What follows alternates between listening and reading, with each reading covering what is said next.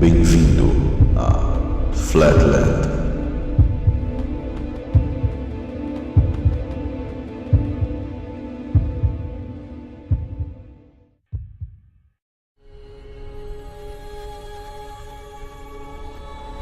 Muitas cosmologias dos mais diversos povos antigos mostram nosso mundo revestido por uma cúpula.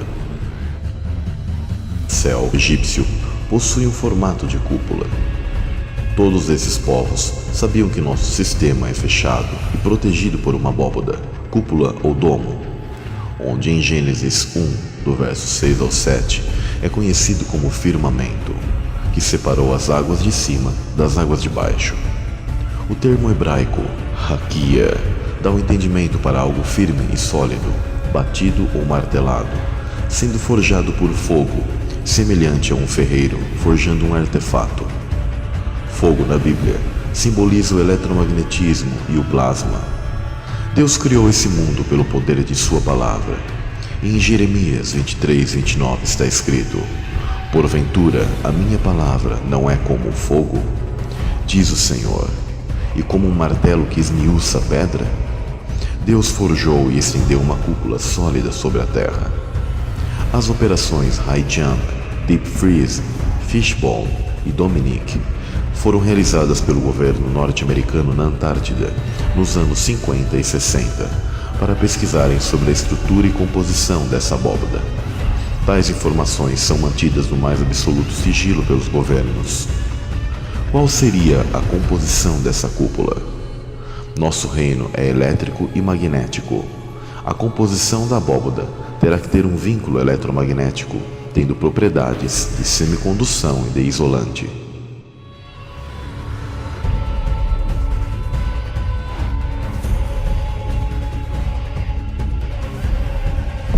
Firmamentum.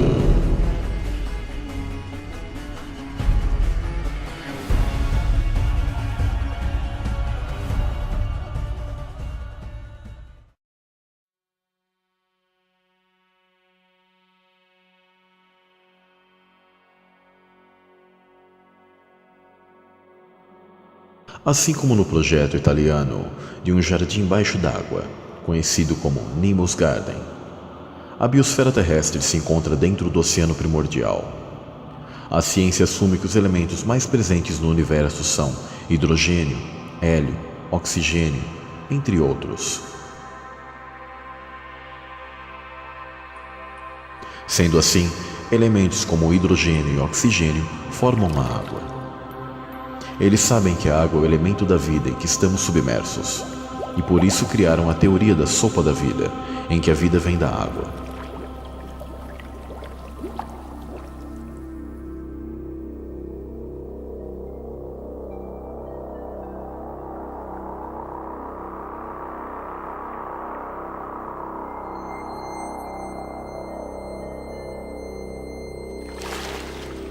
No projeto Nemo's Garden, a estufa terrestre é replicada, perfeitamente mostrando que uma cúpula também age como algo que controla a temperatura e retorna a água condensada para o próprio ambiente.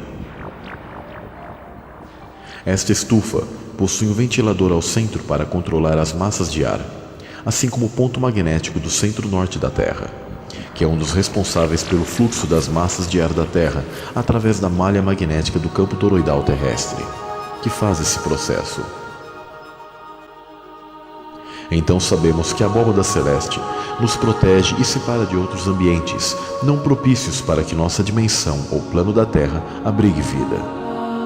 Ela também serve como algo que mantém gases necessários, tendo sua organização em camadas, com os gases mais leves nas partes mais altas e não escapando pelo universo, mas guardados aqui como uma perfeita estufa.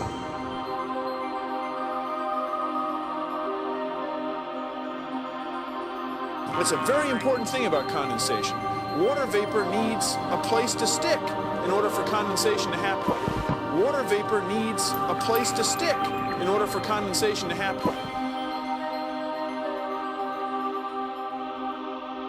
O próprio garoto da ciência, Bill Nye, assume. Ele diz que o vapor de água precisa de um lugar para grudar para que a condensação ocorra. sendo essa uma das funções que a cúpula da Terra proporciona, como uma perfeita estufa.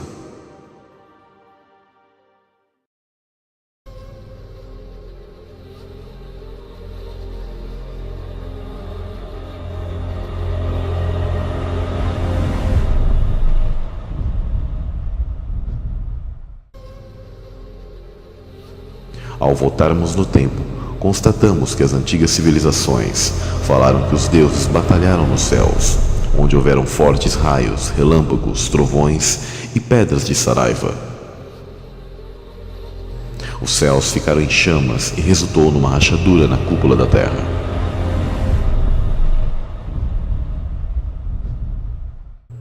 Os nórdicos falam de Thor e seu Mjolnir, que é um poderoso martelo de raios que quebrou o céu.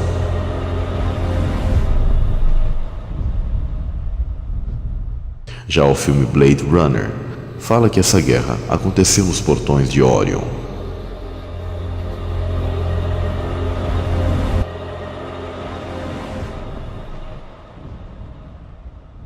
Há várias batalhas mencionadas nas Escrituras. Entre elas, a principal batalha angelical mencionada na Bíblia foi na vitória de Cristo, expulsando a antiga serpente das regiões celestes.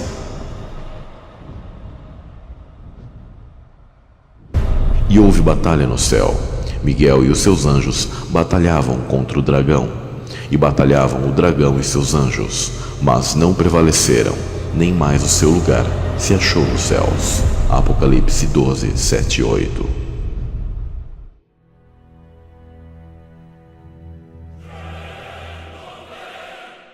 Como consequência dessa guerra entre os deuses, os antigos dizem que surgiu uma rachadura na cúpula. Essa fenda esbranquiçada no céu noturno é observável e ficou conhecida como Via Láctea.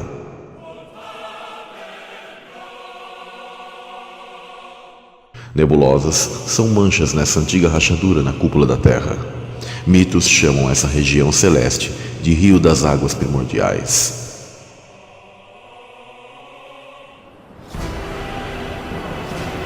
Descargas de plasma das batalhas antigas, provenientes das carruagens dos deuses conhecidas por algumas culturas como Vimanas, atingiram a cúpula dos céus. Esses deuses chegaram a rachar a abóbada celeste, permitindo que fendas, aberturas, ou como na Bíblia mencionado, janelas dos céus, fizessem com que as águas de cima caíssem sobre o mundo no grande dilúvio mencionado pelas civilizações ao redor do mundo. Rabinos, em seus textos antigos, mencionam que a água que caiu dos céus pelas fendas da abóbada estava em estado fervente, com o material da cúpula da terra dissolvido neste terrível dilúvio.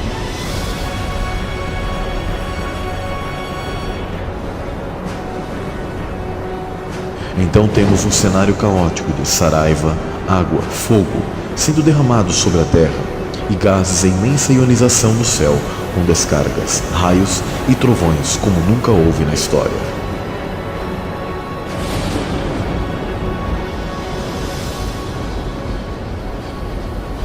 Materiais como cristais ou materiais vítreos, no geral após estarem a altas temperaturas e se esfriarem e se solidificarem, apresentam manchas nas partes que racharam, exatamente como a abóbada celeste, do qual, coincidentemente, está alinhada às estrelas dos quais monumentos antigos, como pirâmides, zigurats, entre outros das civilizações dos Nefilim, também conhecidos como filhos dos anjos caídos, e das antigas civilizações ao redor do círculo da Terra adoravam. Este é o porquê das nebulosas que observamos no céu estarem alinhadas às principais grandes regiões desérticas da Terra, onde as areias e vida escassa, como em outras regiões, mostra que houveram eventos e uma guerra nuclear, deixando essas principais partes do mundo devastadas até os dias de hoje.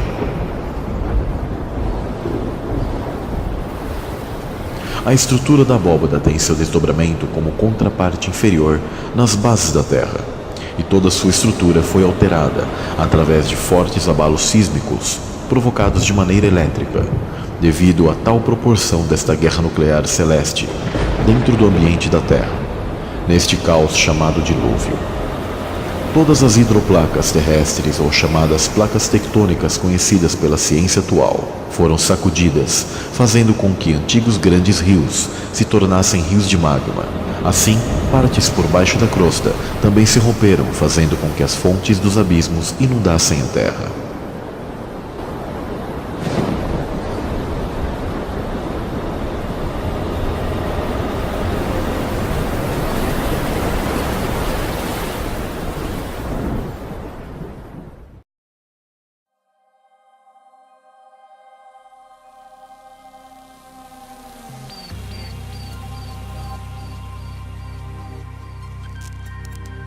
Desertos possuem vastas quantidades de areia, e a composição da areia é quase totalmente dióxido de silício.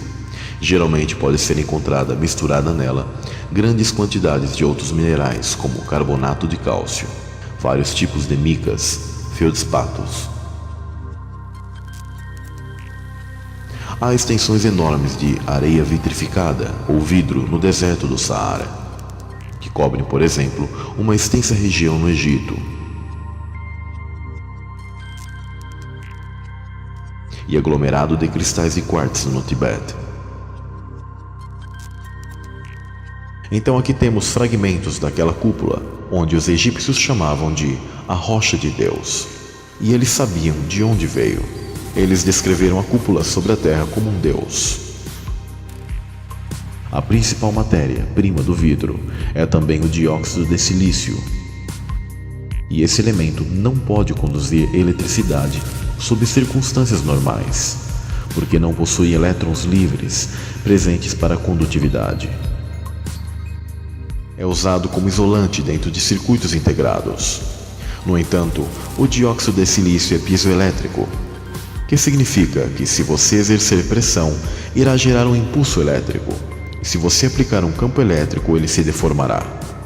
Esta propriedade permite que seja usado para fazer cristais ressonantes, para controlar a frequência dos relógios de quartzo, transmissores, receptores de rádio e outros dispositivos. Sendo assim, a energia elétrica da Terra pode se mover através da cúpula por meio da piezoeletricidade.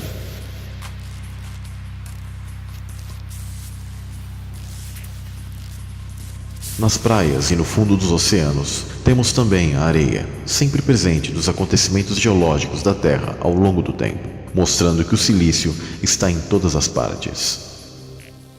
O vidro desértico da Líbia é geralmente encontrado no deserto ocidental do oeste do Egito, amplamente espalhado ao longo da fronteira Líbia-Egito.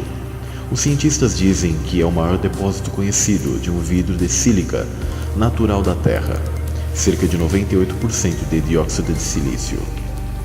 As peças transparentes a translúcidas são de cor clara ou opaca, branca ou amarela a verde, que brilham como pedras preciosas no sol brilhante do deserto.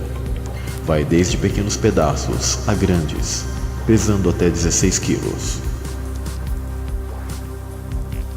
O vidro era conhecido pelos egípcios antigos, que o usavam no escaravelho de Tutankhamon. Era usado para ferramentas como lâminas afiadas. O vidro gerou intenso interesse entre os cientistas, porque sua origem permanece um enigma. Foi produzido pelo encontro de um corpo extraterrestre com a Terra? A ciência não tem certeza, e de fato, inventou pelo menos 10 teorias para explicar sua origem. Repare que os maiores desertos da Terra estão localizados no oeste dos Estados Unidos, norte do México, norte da África, Oriente Médio e Ásia Central, pois esses locais estão alinhados à constelação de Órion. Muitos monumentos antigos também estão alinhados com Órion, como Teotihuacan, no México, Pirâmides de Giza, no Egito, Petra, na Jordânia, o Zigurat de Ur, na antiga Caldeia, atual Iraque, e as pirâmides de Xi'an, na China.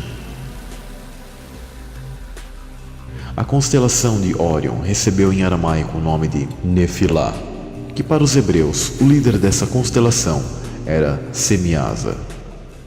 Também houve a queda dos anjos sentinelas, conforme o livro de Enoque no Monte Hermon. Eram ao todo 200 os que nos dias de Jared haviam descido sobre o cume do Monte Hermon, Enoque 6:3. O Monte Hermon Está na atual Síria em torno da latitude 33 graus norte, a mesma faixa desértica que percorre toda a Terra. Então os desertos nessa faixa central de toda a Terra são prova de uma antiga batalha que houve, principalmente na época do dilúvio, em que o céu literalmente caiu e deixou seus rastros de silício por toda a Terra, principalmente desertos. Podemos dizer que desertos são estradas de vidro da cúpula da Terra.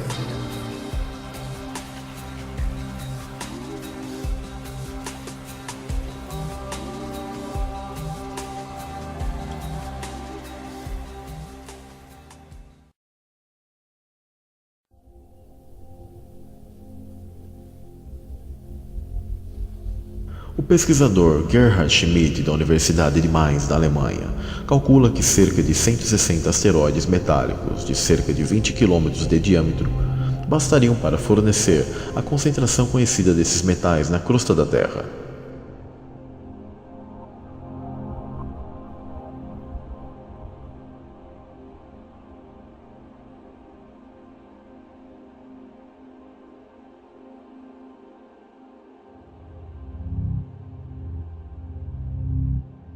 Schmidt apresentou suas descobertas a respeito e disse: descobrimos distribuições de abundância notavelmente uniformes em nossas amostras da crosta superior da Terra. Uma comparação desses valores com meteoritos sugere uma fonte cósmica. Ao longo de 12 anos, o cientista analisou as concentrações desses metais em pontos de impacto de meteoritos pelo mundo, além de amostras originárias da Terra.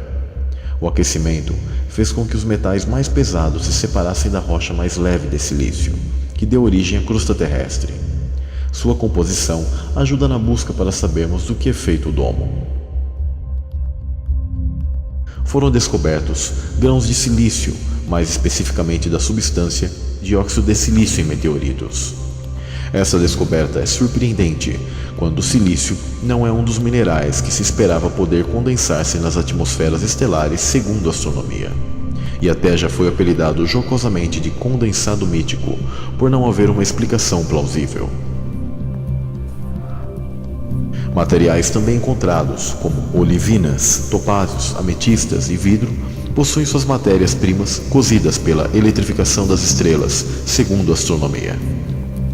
Aqui, mais uma prova que o material de meteoros são pedaços da cúpula da Terra, que estão presos ao campo toroidal da Terra. A ciência chama esse campo toroidal falsamente de campo gravitacional. Descargas elétricas da bobina energética da Terra se descarregam nessa cúpula, onde saem fragmentos, formando os meteoros e meteoritos que conhecemos. Estes, por vezes, escapam desse campo toroidal e caem sobre a Terra. Esse estudo de Schmidt trouxe mais uma luz a uma dúvida que os cientistas possuem. Afinal, de onde surgiu o silício na crosta terrestre? De vulcões ou oriundo de chuva? Mais de 90% da crosta terrestre, ou seja, do chão que pisamos, é composta de minerais ricos em sílica, feldspato, quartzo, entre outros. Cientistas são unânimes em apoiar a afirmação, mas a origem desse material enriquecido em sílica ainda levanta debates. A ciência clássica não possui respostas definitivas sobre a composição da origem do silício da crosta terrestre, sendo um grande enigma para os geólogos. Assim como há muitas teorias para tentar saber de onde vem a água que temos na Terra.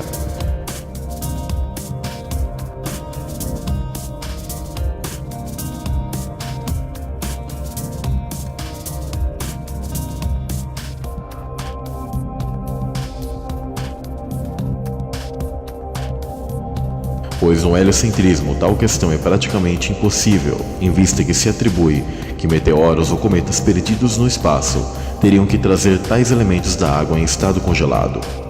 Ainda pior e mais impossível quando pensamos que a Terra estaria em movimento, em espiral, nesse universo louco do heliocentrismo, sendo que esses corpos celestes teriam que ter a sorte em acertar a Terra para trazer água para cá, sendo a água um elemento muito raro nesse espaço de caos da pseudociência atual.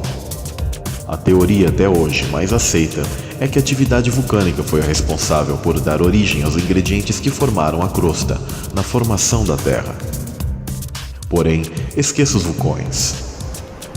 Chuva de silício formou a crosta terrestre no grande evento do dilúvio.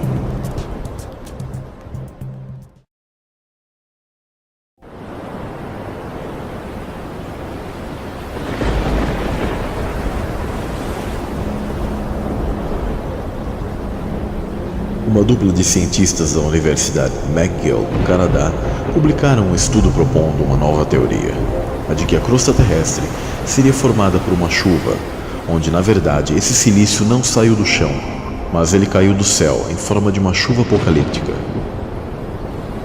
Os pesquisadores sugerem que o silício não surgiu do solo, mas sim de uma espécie de chuva de silicato formada por vapor a mais de 700 graus de temperatura que solidificou a crosta terrestre.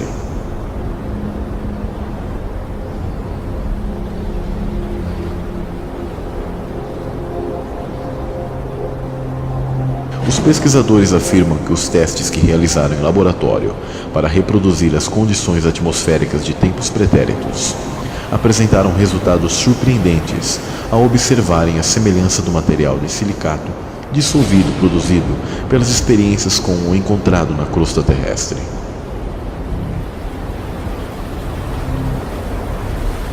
Os cientistas afirmam que o experimento mostra a química do processo de formação da crosta.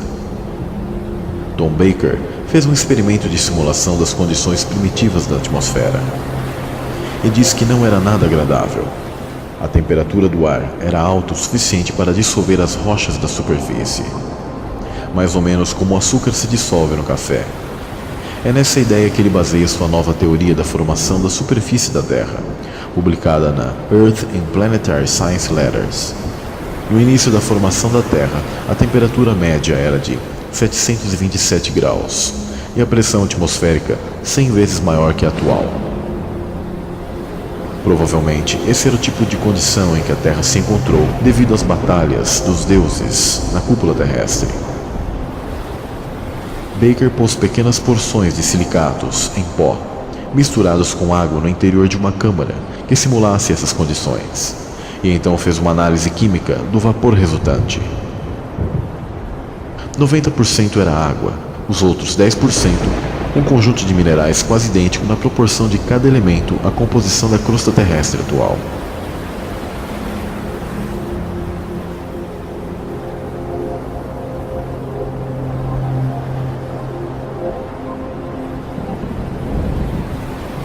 Nós ficamos surpresos com a similaridade do silicato dissolvido produzido nos experimentos com o que é encontrado nas rochas da superfície da Terra, afirmou Baker.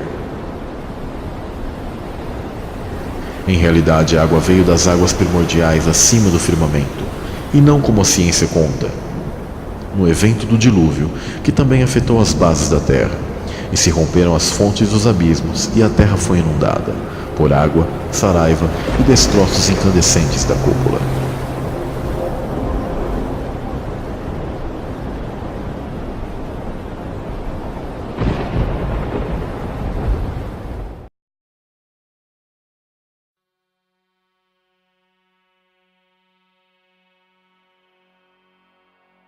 Como funcionam os relógios de quartzo? Na relojoaria, o quartzo é utilizado para realizar a contagem dos segundos em relógios de pulso. Na grande maioria dos relógios produzidos hoje, a passagem do tempo é medida pelas vibrações de um minúsculo cristal de quartzo. Esse mineral gera pulsos elétricos quando submetidos a uma pressão física e também vibra fisicamente quando atravessado por uma corrente elétrica. Essa propriedade singular, chamada de piezoelétrica, faz com que a vibração possa ser captada por eletrodos, que são condutores metálicos de eletricidade. Os relógios de quartzo popularizaram-se na década de 70 e substituíram quase completamente os mecânicos, regulados por mola e corda. Enquanto os melhores aparelhos mecânicos se desajustam em 1/10 de segundo por dia, os de quartzo não erram mais que 1/1000. O tempo é contado pela pulsação do cristal em ritmo invariável. O processador é um circuito eletrônico que recebe os pulsos emitidos pelo cristal e os divide em centésimos, segundos e minutos. Dependendo do tipo do relógio, a informação pode ser enviada para um visor de cristal líquido ou regular um motor de ponteiros. A bateria fornece energia tanto para o cristal quanto para o visor e o microchip. Quando seu relógio de pulso parava de funcionar por descarregamento da bateria, era só sacudir o relógio e o efeito piezoelétrico agia nos cristais de quartzo, recarregando a bateria e voltando a funcionar o relógio. Então temos outra informação da função da abóbada celeste, que através de pressão exercida na cúpula e com vibração é produzida eletricidade e precisão para controlar como um gigantesco relógio o tempo do qual nós estamos confinados, pois estamos dentro de uma gigante estufa perfeita para abrigar vida e ao mesmo tempo dentro de um grande relógio natural, dos quais os principais corpos celestes que agem como ponteiros em nosso mundo são o Sol e a Lua.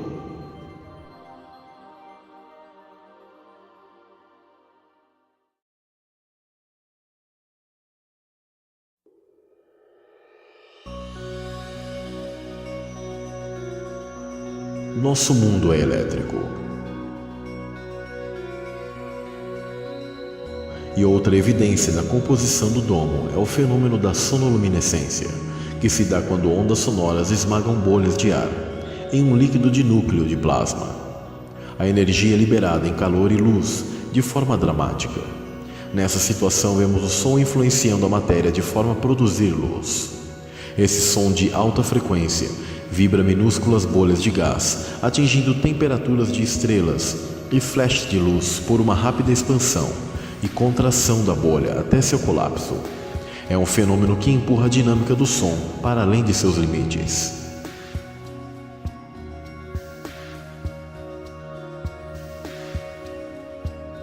Todas as antigas religiões falam de som, geralmente envolvido na criação. A sonoluminescência é observada na natureza através do camarão mantis, que usa sua garra tão rapidamente, faz com que a água se aqueça a altíssimas temperaturas, evaporando-se ao redor, nocauteando sua presa, onde a superfície dessas bolhas queimam a 20.000 Kelvin.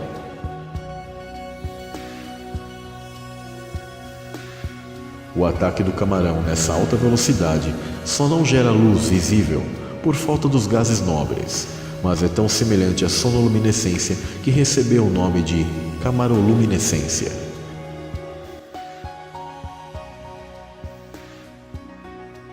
Em laboratório, usa-se água desgaseificada e acrescenta-se uma mistura de gases nobres e uma fonte de som de alta frequência. É necessário um sistema fechado, onde utiliza-se cristais de quartzo como recipiente, como um jarro, fotodetector, para que o som seja produzido por elemento piezoelétrico. Num copo de água é possível obter uma bolha em micron de tamanho. Essa pequena bolha de cavitação assume a aparência de uma pequena estrela. Não à toa, a sonoluminescência foi batizada de estrelas no jarro. Os gases nobres da bolha são devidos à não reatividade inerente do grupo químico de gás nobre. Usa-se hélio, neônio, argônio e xenônio para a sonoluminescência. Se for apenas oxigênio e nitrogênio, o fenômeno é difícil de acontecer e produz apenas uma luz fraca. Alguns pesquisadores encontraram plasma no núcleo da bolha.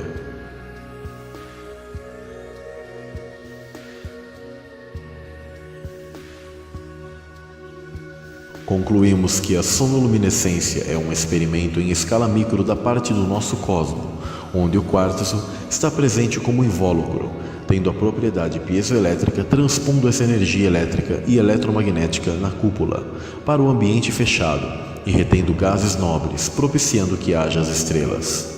O silício e seus variantes estão diretamente vinculados ao eletromagnetismo, que age como uma cola do espaço-tempo que estamos confinados. Ampulhetas mediam o passar do tempo com areia, que é basicamente sílica. Essa cúpula da Terra serve para conter e propagar a energia de maneira piezoelétrica, ajudando a manter a temperatura e os gases aqui dentro. Hélio e nitrogênio estão em abundância nas mais altas camadas da atmosfera e estão em baixíssimas temperaturas, resfriando essa cúpula de silício, empregada como um oscilador de cristal, trabalhando com frequências precisas. Essa cúpula age como um processador gigantesco para estabilizar frequências de transmissores e como invólucro para a existência de estrelas por meio da sonoluminescência, dentro do reino da Terra.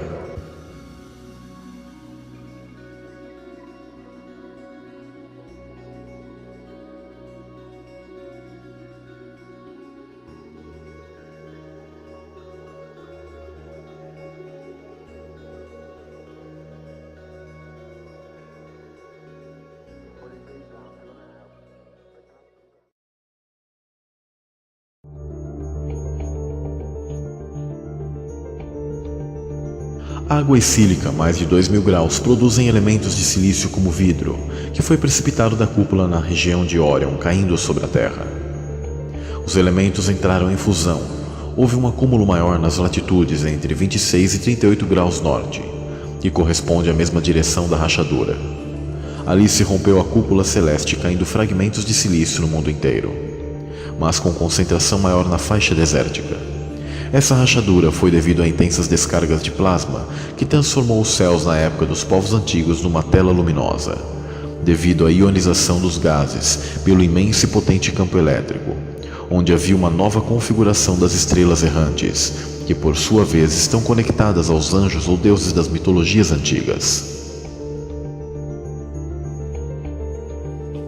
Esses fatos são comprovados em laboratório e com simuladores, ao qual os pesquisadores do projeto Thunderbolts buscaram respostas de como era o céu em tempos pretéritos. Os pesquisadores do Thunderbolts Project, em inúmeros locais da Terra que foram palco de diversas civilizações antigas, como nos Emirados Árabes, Guiana, regiões do Arizona, na Itália, Espanha, entre muitos outros lugares. Foi observado um padrão inegável entre todos eles, onde a arqueologia do sistema, controlada pela maçonaria, alega que não há correlação e que esses desenhos relatam o Sol e a ritos xamânicos. Esses petroglifos ficaram conhecidos como Stickman. E surpreendentemente possuem incrível semelhança com descargas de plasma em várias fases, com suas variações pelo campo magnético toroidal, formando uma haste como corpo, um formato de sino abaixo, como as pernas, e uma forma de taça acima, onde seria a cabeça, e nas laterais o campo toroidal. Houve uma fusão entre o hélio e o hidrogênio, que ainda hoje são abundantes nas altas camadas da atmosfera, que foi potencializada por descargas elétricas e pelo eletromagnetismo em toda a Terra.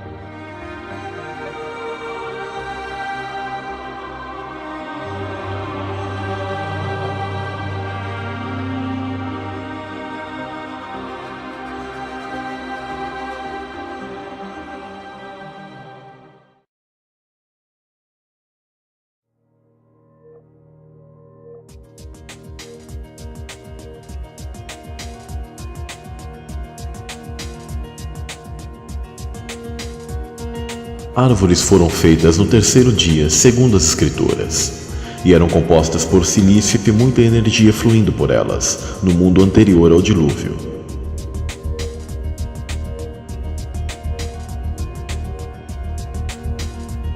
Essas árvores eram antenas que realizavam a conexão terra e céu.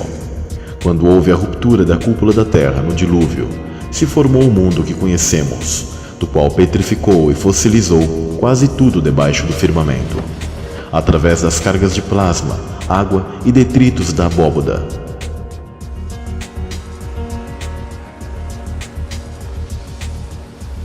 As formas hexagonais que vemos em várias partes do mundo, assim como dessa montanha chamada de Torre do Diabo em Wyoming, nos Estados Unidos, são na verdade as células vegetais de uma árvore gigante de silício, petrificada pelas descargas de plasma na Guerra do Dilúvio.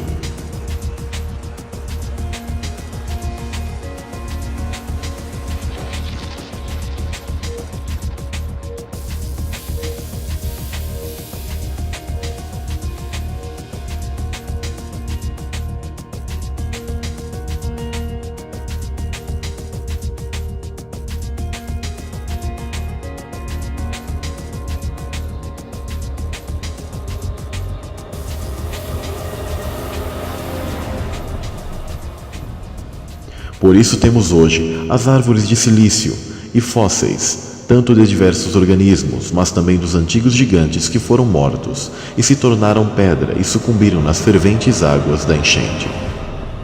As armas angelicais sempre foram nucleares e de controle do plasma, que junto com a água causou um ambiente propício à fossilização e petrificação em todo o mundo.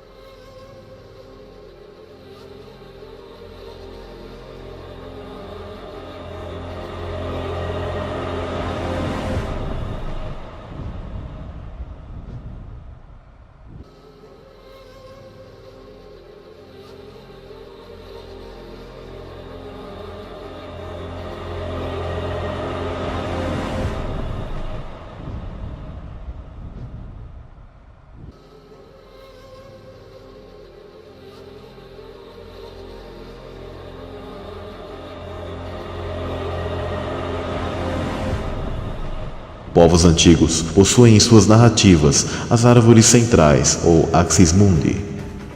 As raízes dessas árvores funcionavam como as linhas de lei e linhas telúricas o fazem hoje, ou seja, suas raízes eram como uma rede de energia subterrânea. O conto de João e o pé de feijão foi originado dessa realidade e percebemos nele um fractal desse mundo antigo. Portanto, árvores sempre foram as conexões entre céu e terra.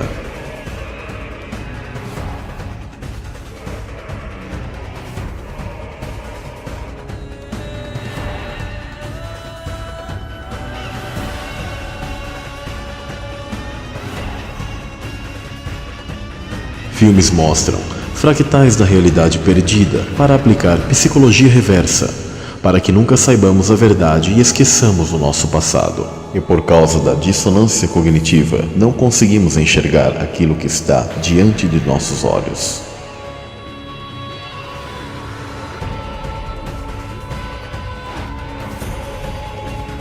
Então temos também mais uma prova de que o plasma conhecido pelos antigos povos foi o causador do estado de fossilização e petrificação do nosso mundo, do qual temos a observação, também em laboratório, como na geologia ao redor da Terra, e também o apoio das mitologias antigas, do qual nos mostram que as árvores de silício e os gigantes petrificados são um fato.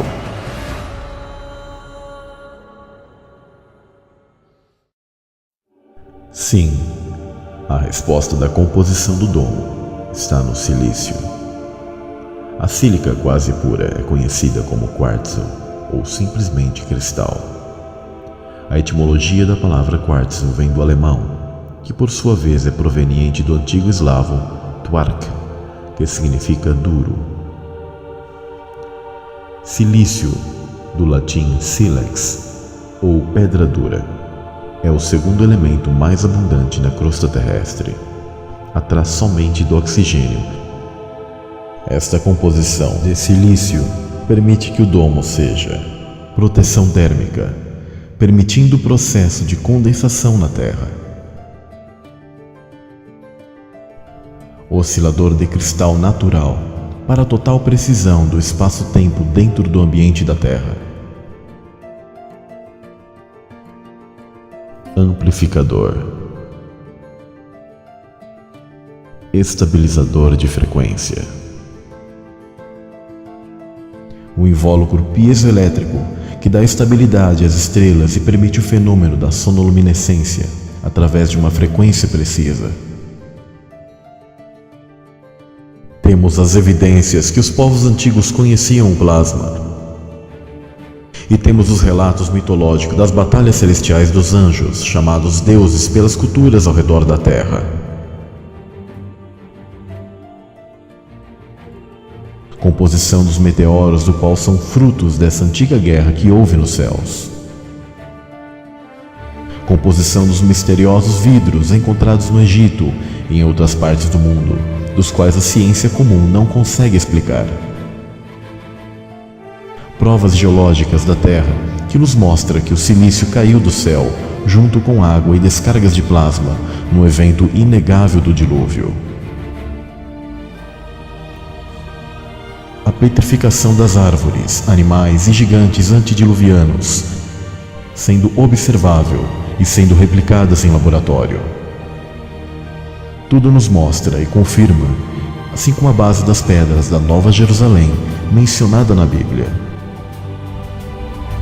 O silício compõe a camada interna da abóbada celeste. Esta abóbada, também chamada firmamento, do qual as Escrituras declaram: os céus proclamam a glória de Deus, e o firmamento anuncia as obras das suas mãos.